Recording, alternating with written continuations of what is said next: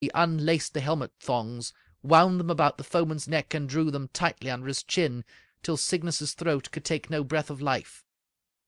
Achilles rose eager to strip his conquered foe, but found his empty armour, for the god of Ocean had changed the victim into that white bird whose name he lately bore.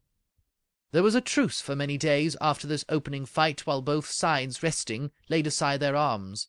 A watchful guard patrolled the Phrygian walls. The Grecian trenches had their watchful guard. Then, on a festal day, Achilles gave the blood of a slain heifer to obtain the favour of Athena for their cause. The entrails burned upon the altar, while the odour, grateful to the deities, was mounting to the skies. When sacred rites were done, a banquet for the heroes was served on their tables. There the Grecian chiefs reclined on couches, while they satisfied themselves with roasted flesh, and banished cares, and thirst with wine.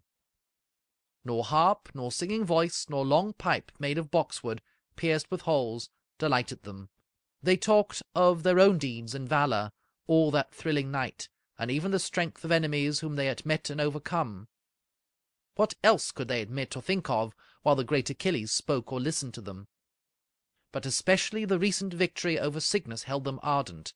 Wonderful it seemed to them that such a youth could be composed of flesh not penetrable by the sharpest spear, of flesh which blunted even hardened steel, and never could be wounded. All the Greeks, and even Achilles, wondered at the thought. Then Nestor said to them, "During your time, Cygnus has been the only man you knew who could despise all weapons, and whose flesh could not be pierced by thrust of sword or spear. But long ago I saw another man able to bear unharmed 1,000 strokes, Caeneus of Thessaly.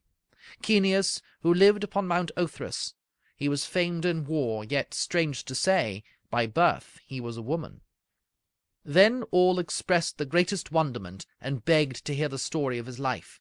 Achilles cried, "O eloquent old man! The wisdom of our age! All of us wish to hear who was this Caeneus.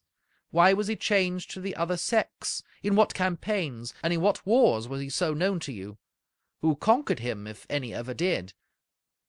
The aged man replied to them with care, "Although my great age is a harm to me, and many actions of my early days escape my memory, yet most of them are well remembered. Nothing of old days, amid so many deeds of war and peace, can be more firmly fixed upon my mind than the strange story I shall tell of him. If long extent of years made any one a witness of most wonderful events, and many, truly I may say to you that I have lived 200 years, and now have entered my 3rd century. End of Book 12, Part 1.